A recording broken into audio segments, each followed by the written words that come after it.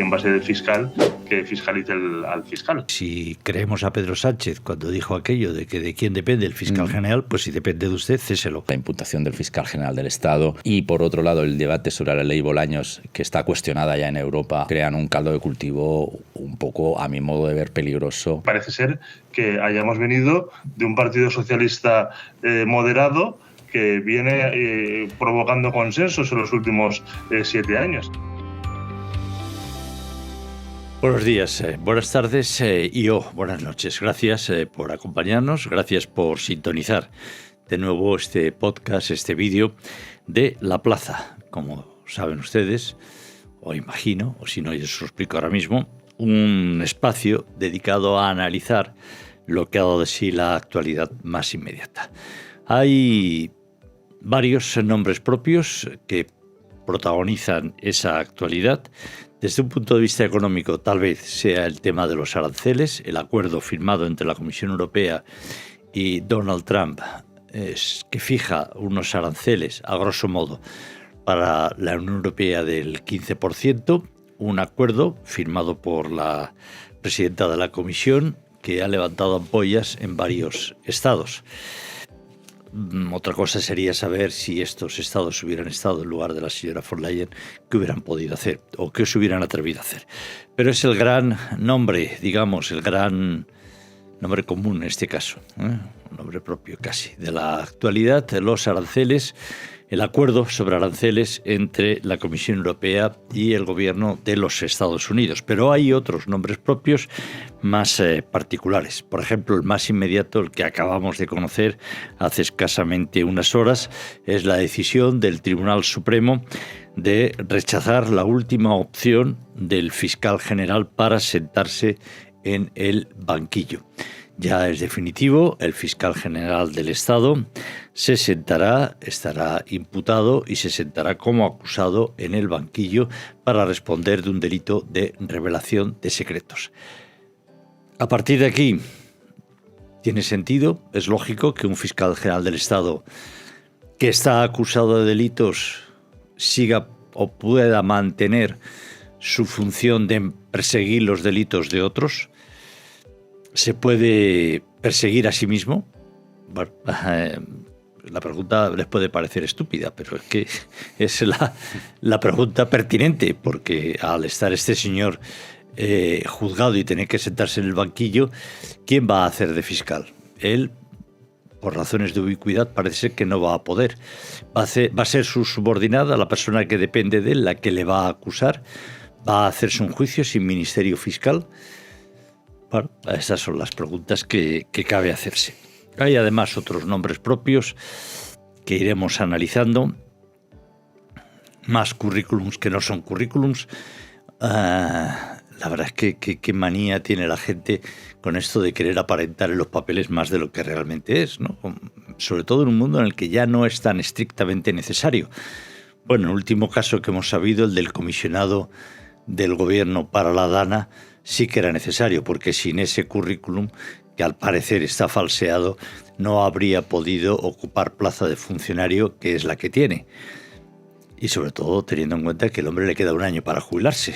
O sea que se le ha complicado la vida, diría que de la forma más tonta, pero bueno, tampoco es tan tonta, pero se le ha complicado la vida, y de qué manera a un año de la jubilación. En fin, eso y otras cosas van a servir, podría decir que de excusa, aunque no de excusa, para cerrar la temporada de La Plaza. Nosotros también reivindicamos las vacaciones y vamos, si con el permiso de ustedes, quedamos por supuesto, pues a cerrar durante un mes aproximadamente este estudio, que continuará trabajando para hacer otras cosas, pero vamos a dejar descansar un poco el cuerpo y la mente durante un mes. No del todo, porque las diferentes publicaciones del Grupo Economía Digital, sea la revista Inversión, sea finanzas.com, sea economiadigital.es, tanto en su edición nacional como en su edición en Galicia, como en su edición valenciana o en su edición en Andalucía, van a seguir funcionando, por supuesto, porque no hay forma, no es posible renunciar a nuestra obligación de llevarles a ustedes la información necesaria. Sin más preámbulo, vamos a empezar ya la última plaza, por así decirlo, antes de que la cerremos por vacaciones y aprovechemos para hacer algunas reformas, que es lo que siempre se hace cuando uno cierra algo por un tiempo. Vamos a empezar ya, si les parece, nuestra plaza de hoy, que contará con Ismael García Villarejo en el estudio. ¿Qué tal, Ismael? Hola, Juan, ¿qué tal? Y con Julián Larraz desde Valencia. Julián. Muy buenas. Buenas. Muy buenas. ¿Os parece que empecemos? Sí, pues adelante, empezamos. Empezamos con, si queréis lo último, si queréis por el tema más importante, lo que queráis. Bueno, la imputación del fiscal general del Estado es importante también, sobre todo dentro de nuestras fronteras, evidentemente. También un poco, dirá mucho de sí. Supongo que en la Comisión Europea y en la Unión Europea se leerá con atención cómo el gobierno piensa llevar este delicadísimo tema. Pero bueno, en principio lo de los aranceles parece un tema mayor, ¿no? Algo más elevado, ¿no? Empezamos por donde queráis. Hoy estoy absolutamente abierto, generoso. O sea, sin guión. Sin guión, exacto. ¿Qué he empezado? No machaques porque... ¿Por dónde queréis empezar?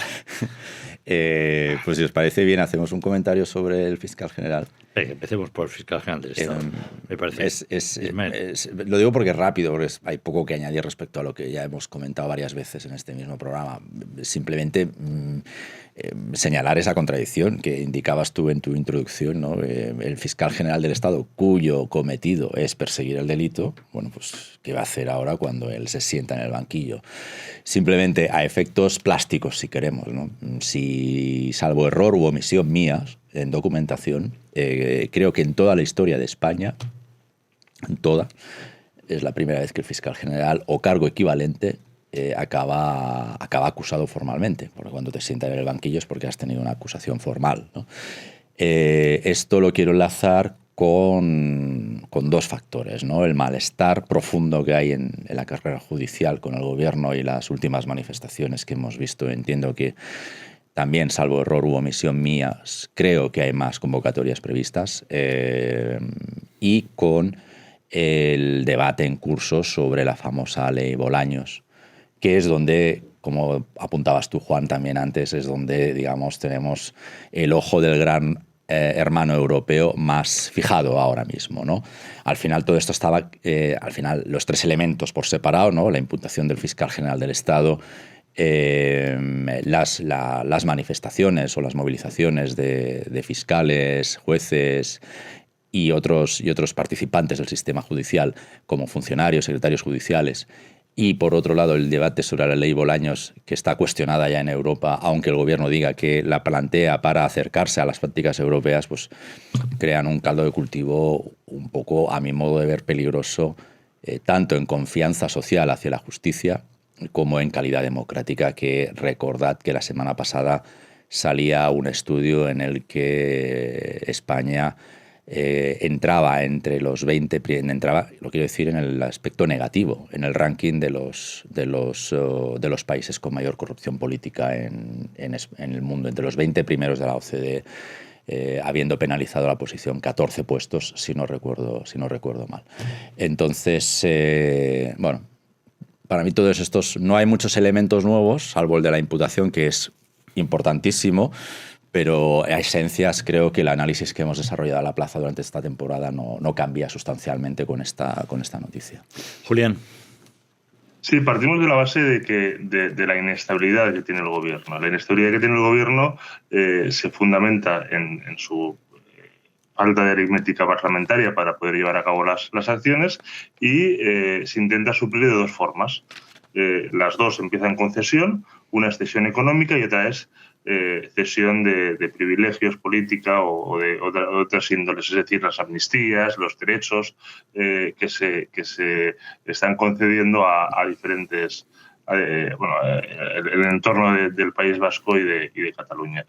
¿Cuál es el problema con el tema del fiscal general? Pues toda la parte judicial es la que está impidiendo llevar a cabo esas cesiones con las cuales Pedro Sánchez recibe los votos que le permiten mantenerse en el gobierno. Por lo tanto, aparte de la inestabilidad que genera y la situación extraordinaria que supone que un fiscal general del Estado sea juzgado, es que la parte judicial, la parte de justicia, de legislación que está llevando a cabo el gobierno, pues patina, se resbala, se vuelve a caer.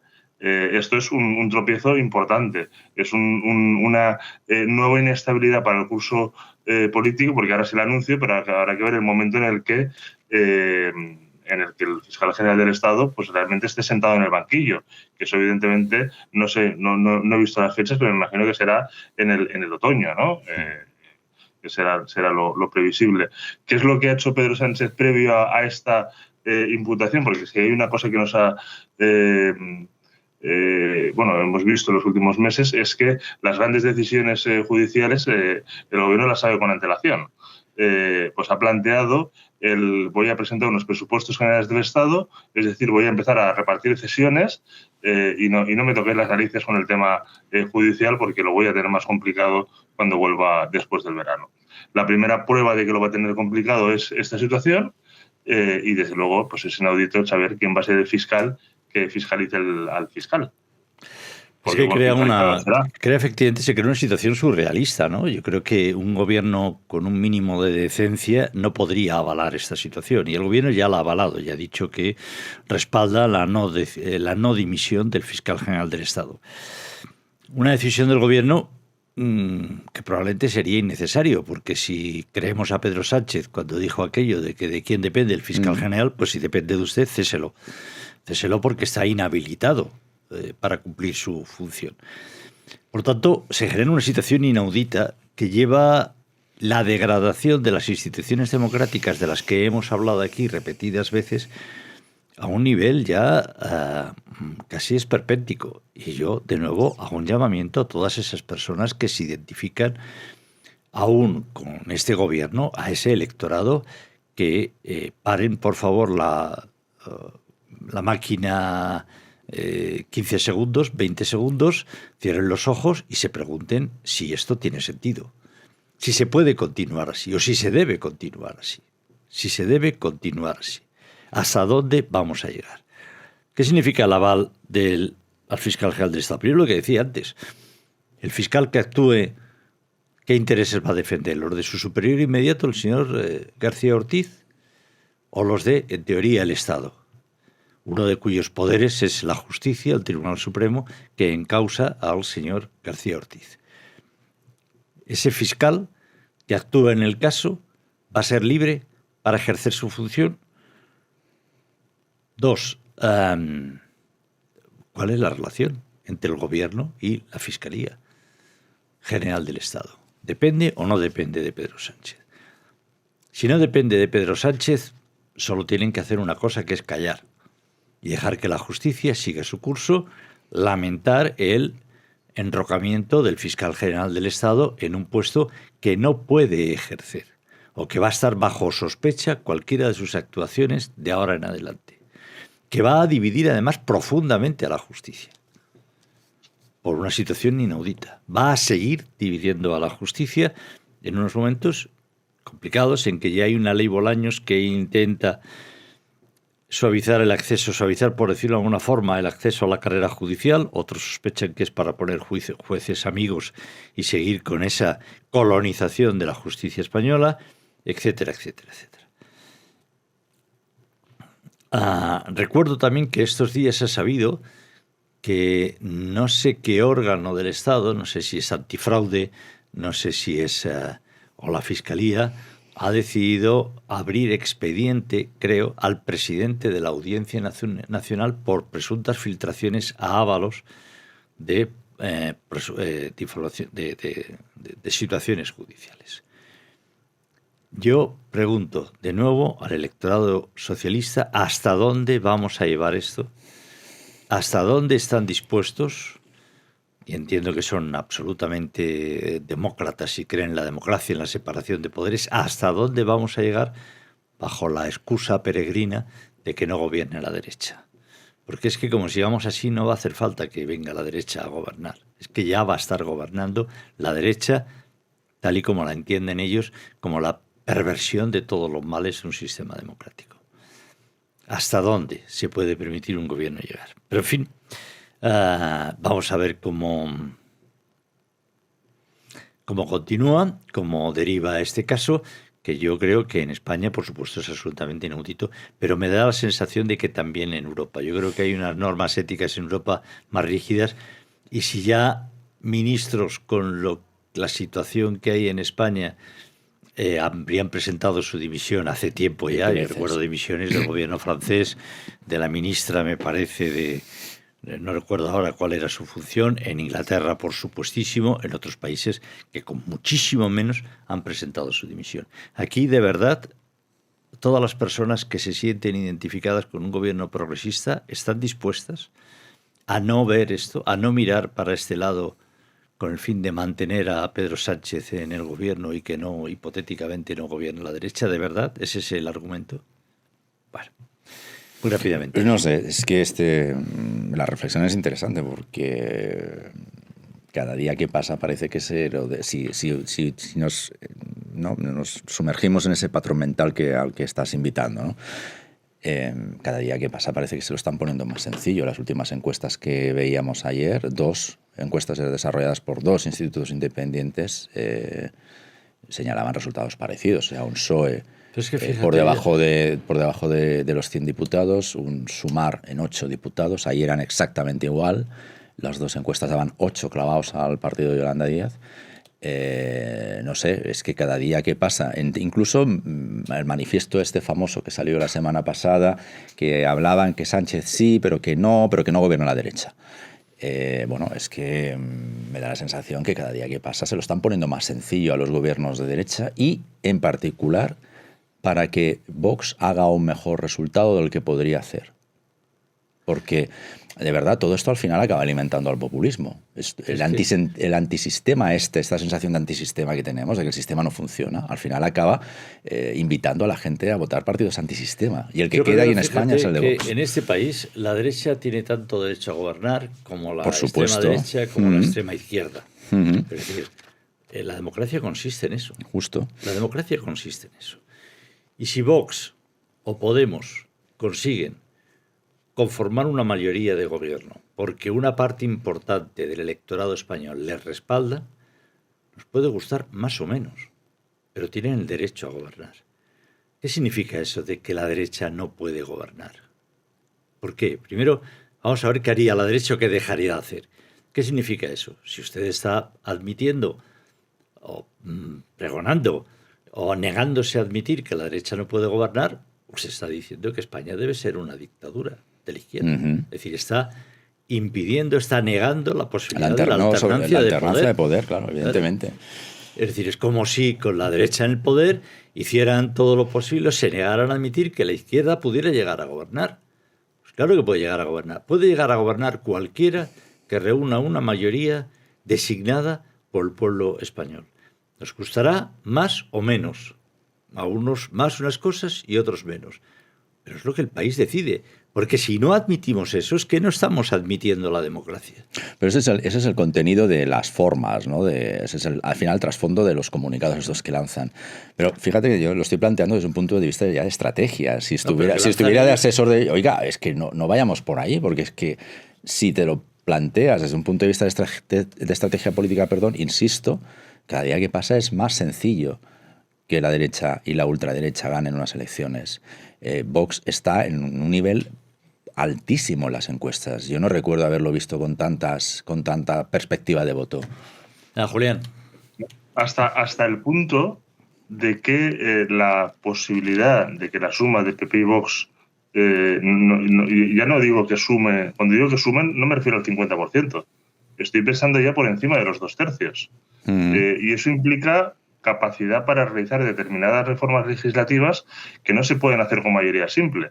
Es decir, hay una situación que la frase no se termina, ¿no? Y continúo con lo que estaba diciendo Juan. Es que si llega el PP, llegará la extrema derecha. Entonces, claro, que gobierne un partido de extrema es peligroso. Bueno, ¿y qué partidos están gobernando ahora? hay quizás alguno de extrema izquierda gobernando. Es decir, evidentemente la alternancia y el tablero político tal y como está implica que cuando un bloque gobierna, pues gobierna su partido mayoritario con su satélite extremo. Es lo que hemos vivido en estos últimos 7 años. Es que parece ser que hayamos venido de un partido socialista moderado que viene provocando consensos en los últimos 7 años. Es que ni mucho menos ha sido eso. Es decir, recordemos, por ejemplo, los enfrentamientos y la política de Podemos atacando al empresariado y en concreto a Juan Roig. Es decir, la confrontación es el ADN del extremismo. Lo ha sido en la izquierda y la democracia ha determinado que lo que está gobernando es los que están gobernando ahora mismo. Pero es que parece como que solo hay una extrema peligrosa y la actual no sea exenta de peligros o de extremismo. No es honesto, Julián Ismael, no es nada honesto, es mentira, es una falacia que tú justifiques actuaciones incorrectas presentes en base a hipotéticos futuros. Es una falacia. El futuro nadie lo conoce. Si tú no puedes pegar una paliza a un niño, porque así aprenderá y cuando sea mayor no cometerá errores. No, mire, yo no sé si ese niño va a cometer errores o no va a cometer errores, pero usted no puede pegarle una paliza. Y a lo mejor es exagerado. Pero estamos en un gobierno que es incapaz de presentar, que no puede aprobar unos presupuestos. Es decir, que está gastando más o menos como le viene en gana. Más o menos, es exagerado esto. Ha dicho además que si tampoco consigue aprobar los presupuestos para el 2026, que es igual. Es decir, no, mire usted, es que, o sea, usted no puede admitir eso. Usted está pervirtiendo la Constitución. El Congreso español debe de aprobar una norma de gasto, debe aprobar unos presupuestos, debe de legitimar al Ejecutivo, porque para eso es el órgano legislador, cómo se debe de gastar el dinero. Y debe ser el que apruebe si se dan más subvenciones a los sindicatos o menos, si hay más gasto de defensa o menos, si hay... O sea, eso... O sea, usted no... Esto no es un totalitarismo, eso no depende de usted. Es el Congreso, una de cuyas funciones más importantes es aprobar el presupuesto que usted debe presentar. Y si usted no tiene presupuesto, excepcionalmente un año lo puede prorrogar, pero 2 y 3, no, usted tiene que convocar elecciones, porque no tiene mayoría para gobernar. Es que usted no está aprobando, dice que ha aprobado el 40 y pico %, es que no es verdad. Bueno, ha aprobado el 45% de las que ha presentado, pero es que ha dejado de presentar un montón de leyes. No sé quién contaba hoy 700 derrotas parlamentarias, algún medio, recuerdo el titular, 700 derrotas parlamentarias en este curso político. Es que usted no puede gobernar. Si no puede gobernar, ya han pasado 2 años de que inició la legislatura, no pasa nada. Diga a ver los españoles qué mayoría. Y si las cosas están tan claras como usted dice, no se preocupe, que seguro que los españoles, que son libres o deben ser libres para emitir su voto, le darán la mayoría a usted y sus aliados o no. Pero no podemos, usted no puede secuestrar la voluntad de los españoles tratándoles como unos niños menores de edad. No convoca elecciones porque lo mismo votáis a la derecha. Bueno, eso es lo que vino a decir cuando el caso Cerdán. Pero eso es lo que dijo. No convocó elecciones porque gana la derecha. Yo sé que lo tenéis claro, pero yo interpelo de nuevo al electorado socialista. ¿De verdad vamos a aceptar esto? ¿Van a aceptar esto? ¿De verdad? Pues parece que sí. Bueno, debería ser que no. ¿Más algún tema más, algún capítulo más sobre esto o pasamos a algo más propio de nuestro sexo y condición como son los aranceles? Vamos a los aranceles, que son más bonitos. Venga. Que también hay, por cierto, recordar que era también el demonio, ¿no? El demonio número 1 sí. De tal es Donald Trump. Menudo repaso le ha dado a Europa y cómo ha claudicado a unos aranceles que antes del Día de la Liberación, anunciado con tanto boato, parecían inaccesibles, inasumibles, pero que ahora han pegado la cabota todos los Estados miembros a unos aranceles del 15%, lo primero y uno de los balances que hay que hacer es que el presidente de Estados Unidos sabe negociar y ha conseguido un objetivo que hace unos meses parecía impensable. Yo hago una pregunta previa a vosotros dos, rápidamente. ¿El acuerdo de von Leyen y Donald Trump es bueno o es malo? Y en función de lo que me digáis, ya os anticipo la siguiente pregunta, ¿había otra posibilidad o no? A ver, yo es que no lo sé, no por mojarme. Yo tengo una teoría bastante construida respecto a esto, que si queréis luego os la cuento, más política que numérica. Pero numéricamente no podemos saber si es bueno o malo porque, por ejemplo, a mí hay un elemento fundamental que desconocemos porque no se han firmado para saber si son buenos o malos, es conocer qué aranceles recibirán los principales competidores de la Unión Europea en términos de venta. Claro, yo no puedo saber si el 15% es bueno. Hombre, respecto al Reino Unido es malo, porque ellos tienen el 10 y nosotros el 15. Pero yo no puedo, por ejemplo, en el campo español, ¿no? Por coger un territorio próximo, pues hasta que no conozcamos los aranceles que se le van a aplicar, en el caso de la aceituna, a los países del norte de África, pues no sabemos si esos aranceles son buenos o malos. Porque imaginaos que por la razón que sea, a Túnez acaba cayendo un 30% de aranceles. Hombre, pues entonces los que se aplican a la Unión Europea son buenos. Si les aplican un 5 o un 10, pues no serán tan buenos el 15% este. Esto para saber si es bueno o malo. Hay que esperar. Entre otras cosas porque lo que se anunció en Edimburgo, con esa puesta en escena tan terrorífica, por cierto, a efectos políticos, que eso ya os lo dejo a los que sabéis más de política para que lo valoréis. Pero la expresividad corporal de von der Leyen y de Trump hay para escribir una tesis doctoral, si me apuráis, en esos 15 minutos que hubo de comparecencia.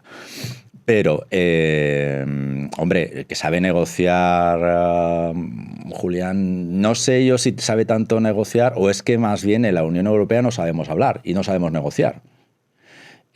Porque escucho a Francia muy quejosa, Sánchez con las tragaderas. Evidentemente tampoco es que tenga mucho poder ahora para imponer o decidir por dónde o siquiera influir hacia dónde se debe ir. Alemania resignada, los países del este pues, os van aplaudiendo, Meloni llamando a la calma también, pues porque insisto que lo que se anunció en Edimburgo es un preacuerdo. No es un acuerdo, que todavía, mientras estamos grabando, se están negociando los flecos. Así que, Juan, por estas razones yo creo que es prematuro avanzar si los aranceles buenos o malos, no lo sé si serán. Hombre, que cambian indudablemente la relación comercial a los dos lados del Atlántico seguro, pero como la están cambiando Estados Unidos con el resto con todo el mundo, ¿no? Julián. Mi postura es que son buenos, pero tengo el argumento contrario al de Ismael. Ojo. Cómo a Marruecos le pongan un 30% que entonces nos van a fastidiar. Ojo cómo a India le pongan un arancel del 30% a los azulejos porque entonces nos van a fastidiar. Y me explico. El peso de las exportaciones de España a Estados Unidos es relativamente pequeño. No es tan preocupante las ventas que se dejan. Ayer, por ejemplo, la Cámara de Comercio en Comunidad Valenciana cifraba en un volumen de 265 millones de euros las ventas a Estados Unidos. ¿Cuánto has dicho el problema, Julián? 285 millones de euros.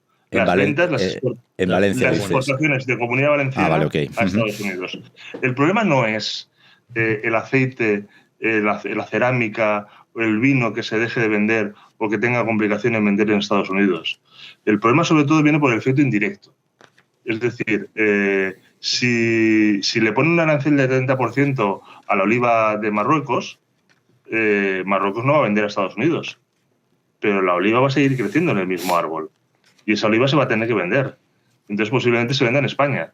Por lo tanto vas a tener un competidor no a tu pequeño mercado de exportación de Estados Unidos, entenderme pequeño mercado dentro de lo que es la globalidad del mundo y de las ventas en el que pues una parte de las ventas siguen siendo con mucho peso en la Unión Europea, la competencia indirecta que va a generar y las peleas internas que va a haber fuera de Estados Unidos. El que va a salir beneficiado a nivel recaudatorio es Estados Unidos por el cobro de los aranceles y perjudicado el ciudadano estadounidense porque va a tener productos más caros. Porque evidentemente todo lo que importa con arancel le va a subir el precio. Pero fijarse en el efecto directo de los aranceles, yo creo que es la parte más pequeña del problema. La parte más grande del problema es el efecto indirecto. Sí, pero entiendo. En el caso de, por ejemplo, sectores como la automoción, es más claro, ¿no? Porque al final los proveedores que hacen piezas de coches que se exportan a Estados Unidos, si se dejan de exportar van a perder producción, pero en los productos en los que se pueden vender a un mercado u a otro, el efecto expulsión de competidores de Estados Unidos hacia mercados donde las empresas españolas tengan intereses incluso mayores que los de Estados Unidos, puede venir el gran problema. Por eso, al final, el rango que nos interesa es que los aranceles sean del entorno del 15%, mucho mejor que del entorno del 50%, porque entonces el efecto expulsión hacia nuestros mercados tradicionales no Estados Unidos sería mayor. Sí, pero por eso decía, Julián, que dentro de esta valoración, que es para mi gusto, insisto, mi punto de partida es que es prematuro ponerle un adjetivo a esto. También es cierto. Pero segundo, entiendo que por casos como el que estás comentando, por ejemplo, Meloni defendía que había que estudiar muy bien cómo proteger a los sectores más afectados. Evidentemente ya tenía un tono en este sentido mucho más europeísta que local, que refiriéndose a los sectores solo estrictamente italianos, pero que entiendo que Meloni, que además está impulsando también, junto con otros países, medidas de protección al campo para cuestiones que citas directamente, que entiendo que ahí es donde la Unión Europea deberá trabajar para proteger a los sectores que queden vulnerables una vez se acabe de dibujar todo el mapa arancelario global, quiero decir. No solo el de la Unión Europea y el de sus vecinos cercanos, sino hay que entender cómo queda el comercio global redibujado cuando toda esta ronda de negociaciones, que para mí llamarlo negociaciones es usado, acabe en distintos acuerdos, si es que se acaba firmando con todo el mundo, ¿no? No, yo decía... Por ejemplo, rápidamente, Julián. El ejemplo, por añadir otro ejemplo, ¿qué arancel va a tener la naranja sudafricana? Pues si tiene un arancel muy alto, Sudáfrica dejará de vender naranja a Estados Unidos, al hemisferio norte, por la parte del Atlántico, y la introducirá en Europa. Si la introduce en Europa, ¿qué efecto tiene eso? Que tendremos un mayor competidor del productor de naranja, tanto andaluz como de la Comunidad Valenciana, en la temporada que viene. Ese tipo de efectos son los que son todavía mucho más difíciles porque, como has dicho Ismael, esto es un marco general del 15%. Si todo esto va bien, pero hay una excepción que sea, sí, 15%, pero el aceite un 50%, pues entonces tenemos un problema en Andalucía muy gordo. O cualquier otro. No, yo decía si había otra... si había alternativa a firmar esto por parte de von Leyen. Bueno, sí, podría haberse negado y podría haber sido un 10, un 20. La alternativa era la que planteaba Francia. Pero eso hubiera sido... Claro, a mí me gustaría, creo que lo comentábamos a micro cerrado contigo, ¿no? Me gustaría haber visto a más de uno en la posición de von der Leyen, tanto que la están criticando. Yo creo que, claro, el problema de negociar con Trump es que es un macarra. Las cosas Entonces, como son. Juega siempre con las cartas marcadas. Evidentemente. ¿No? Es decir, ¿usted quiere el mercado americano? Hombre, sí que quiero el mercado americano. ¿Cómo no voy a querer el mercado americano? Pague el peaje. Bueno, pues es esto. Pero sí, de hecho, claro. Oiga, el 15% es que hemos ganado porque es que nos amenazaba con el 50%. ¿Y es capaz de hacerlo? Pues nunca lo sabes. Como no estás haciendo política, estás jugando una partida de póker, pero la diferencia es que tú te estás jugando no tu dinero, sino el dinero de las personas a las que representas. Claro. Y tú sí tienes esa responsabilidad. Trump parece que no la tiene. Los Estados Unidos han elegido, desgraciadamente, a un hombre que se siente irresponsable ante el conjunto del electorado. Y eso es muy peligroso. Y tiene una manera de entender Estados Unidos. Trump creo que confunde, y lo hace a propósito, todo Estados Unidos con Mar-a-Lago, con su club privado. No le importa. Y no le importa, pero él al final el no concepto... le importaba hace 4 años y ha vuelto a ganar las elecciones, y además con más votos. Pues, pero fijaos que el concepto es el mismo. O sea, tú quieres hacer negocios, porque al final a Mar-a-Lago se va a hacer negocios mientras juegas al golf. Pero tú quieres hacer negocio en mi propiedad. Bueno, pues la membresía es €1.000.000 al año, que además la ha subido de $600.000 de $600.000 a $1.000.000. Esa es la membresía, esa es tu barrera de entrada. Y el concepto arancelario es lo mismo. Tú quieres hacer negocio en mi club privado, que es como entiende a Estados Unidos, su club privado. ¿Quieres hacer negocios aquí? Bueno, pues la membresía es yo propongo un 30%. Bueno, pues llegamos al 15%, pero ya estás pagando por hacer socios. Se nos acaba el tiempo, privado. El curso se nos acaba todo. No sé si vamos a tener de implementar, si vamos a poder implementar, si finalmente se va a llevar a cabo, ¿no? Porque como este gobierno anuncia permanentemente medidas que luego no lleva a cabo y se olvidan, pues no sé en qué punto está. La ampliación del permiso de paternidad y maternidad hasta niños de 8 años, que ha decidido ampliarse como un gran avance social. Pues, pero ¿por qué una semana más y no 2? Pues esto es muy sencillo, lo he consultado. ¿Sí? Lo de la semana, sí. Y aquí pues hay que decir que lo único que está haciendo el gobierno es transponer, que es un verbo muy feo, pero es transponer una ley comunitaria a la legislación local. Punto. Y es una semana más porque es lo que diferenciaba lo que había en España respecto a lo que había que hacer. Y de hecho había que haberlo hecho en el año 2024. Es decir, que si el 1 de agosto de este año, o sea, estamos hablando del viernes, si el viernes no llegábamos con esta medida aprobada, la Unión Europea iba a multar a España con 40.000 euros al día. Esa es un poco la explicación de por qué una semana y no 2. O porque yo voy a, pues, hombre, ya puestos a poner, pues pon 20, ¿no?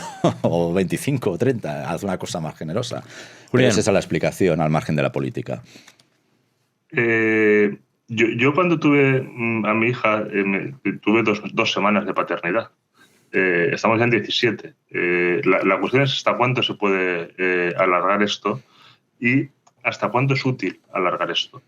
Y por qué no buscamos otras ayudas a paternidad que tengan mucho más que ver con la fiscalidad y que tengan una duración mucho más prolongada en el tiempo que las 2 semanas. Vuelvo a aludir a mi rabia de cultura tuitera que tenemos en este país, de que todo tiene que ser inmediato, y entonces si me dan una semana más, se ve que con esto ya he conciliado y ya he conseguido educar a mi futuro hijo. Bueno, pues semejante falacia creo que tendría mucho más sentido unas políticas en las que se beneficiara fiscalmente a los que deciden tener hijos durante un periodo mucho más prolongado, más allá que alargar la paternidad, porque lo que no se va a conseguir es una conciliación a base de, entonces cada vez que uno tenga un hijo, que durante 12 años no trabaje, ¿no? Para que pueda conciliar. Yo creo que el aumento de las semanas de paternidad debería tocar ya su fin y deberíamos de plantearnos medidas puramente fiscales en el que se bonifique a los que tienen hijos, que es uno de los grandes problemas que tiene este país, la falta de natalidad. Y si lográramos un consenso, ¿no?, de esos antiguos, un consenso de Estado, un pacto de Estado, ¿no?, para tener políticas de estímulo a la natalidad, y ya de paso abordáramos también cómo la inmigración qué papel puede desarrollar en todo esto, pues ya sería ideal, porque efectivamente Julián ahí tiene razón. O sea, es una decisión, ¿no?, casi una microdecisión en un contexto que pretende abordar un problema que es mucho más complejo de lo que nos hacen creer. Es que me da la sensación, de nuevo, de que estamos siendo gobernados por personas absolutamente frívolas, que no ven más allá del titular, con el que confían ganarán unos cuantos votos durante un tiempo determinado. ¿Cuál es el problema de este tipo de medidas? El problema es que la gente se sienta más cómoda a la hora de tener hijos. Ese es el problema que queremos abordar, entiendo. Supongo que decidimos poner en marcha esta medida con algún objetivo final. En este caso, la de que no nos multen con 40.000 euros al día. Bueno, eso no puede ser un objetivo final.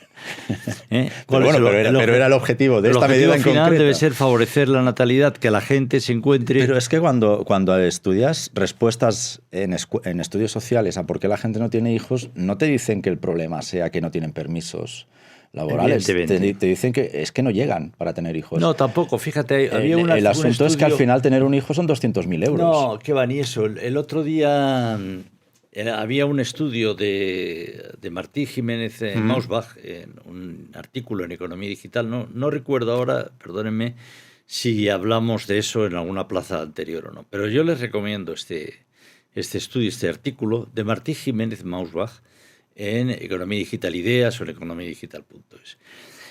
Y hablaba de por qué la gente no tiene hijos. Es decir, bueno, pues hay un mantra que además ha sido generalmente aceptado y que es al que van dirigidas todas las políticas, porque es lo más fácil, que se supone que la gente no tiene hijos precisamente porque tener un hijo supone 200.000 euros. Dice, si eso fuera verdad, las personas con más poder adquisitivo tendrían más hijos que las que tienen menos poder adquisitivo, ¿no? Porque para las personas con más poder adquisitivo el dinero no es una barrera de entrada. Y decía, pero no es así, no es así. Donde hay un problema grave de natalidad es las personas que tienen más poder adquisitivo y no necesariamente están trabajando. Es decir, es un problema cultural, es un problema más profundo. Hay una parte de la población, precisamente la que tiene más estudios, la que tiene más poder adquisitivo, que no considera que tener hijos sea ningún incentivo. Porque han cambiado sus valores, porque han cambiado sus expectativas de vida, porque han cambiado muchas cosas. Por lo tanto, ya podemos estar primando fiscalmente con esto, con lo otro, favoreciendo, y al cochecito ya se lo regalamos nosotros. No, mire usted, si yo quiero un niño ya me compro, no un cochecito, 14. ¿Entiende? No, el problema no es ese. El problema es que tenemos que saber por qué en nuestra sociedad la gente, o un sector importante, no quiere tener hijos. Y es un problema cultural y, por lo tanto, oye, ajustemos nuestras políticas a eso, no demos palos de ciego. Muchas personas inmigrantes en situaciones más precarias y con más dificultades son, en cambio, las que tienen un mayor número de hijos. Pero eso es, ya ahí entramos ya en asuntos de planificación familiar. Bueno, también, un tema cultural. Claro, es que, como digo, es poliédrico todo el asunto. Es decir, no se soluciona solo con una semana más o menos de paternidad. Sí, pero ni con un cheque más o menos de bebé, tampoco quería decir eso. Una semana más de paternidad es más coste. En este caso han tenido la amabilidad de que no cargue sobre las empresas, porque la Unión Europea no lo había dicho así. Exacto, sino sobre el Estado. Bueno, muchísimas gracias. Bruselas no dijo que fuera así. Si hubiera dependido de ellos, pues quizás Señora sí. Díaz, ahora vamos aquí al lado a los nuevos ministerios a rendirle la pleitesía de vida. Julián, Ismael, estamos acabando. Ismael aprovechará su medio minuto que le queda para hablar de su libro. No, es que hay una cita, un artículo de Chris Bryant en Inversión, a raíz de lo que estamos hablando, pero sobre el debate de quitar días festivos en Francia, que me ha parecido súper interesante, que es exactamente justo entronca con lo que dices ahora, ¿no? Es más caro. Al final, todos los permisos sociales, de alguna u otra manera, pasan factura. Dice Chris que este artículo recomiendo que lo leáis. Recortar festivos solo es útil en un aspecto. Obliga a la gente a afrontar el alto precio de un crecimiento insuficiente. Vamos a hacer publicidad, la revista Inversión.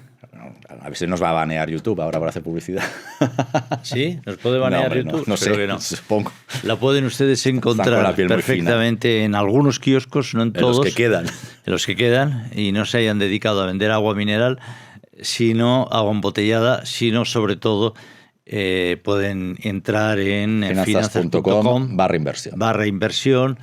Seguro que si bichean por nuestras webs encontrarán la manera de llegar a estos contenidos. Gracias Ismael García Villarejo, gracias a Julián Larraz, gracias a César Pérez y gracias a Gina Neira. Gracias a todos. Nosotros cerramos la plaza para hacer las obras adecuadas de mantenimiento que se han de hacer cada año durante un mes. Volvemos después del verano, si ustedes nos dejan. Si de pronto aparece una ola mayúscula en los comentarios diciendo no se vayan, manténganse ahí, nosotros salimos al patio a grabar, ¿no? Haremos lo que sea para satisfacer sus deseos. Gracias, muchas gracias a todos. Aquí seguimos, en la plaza.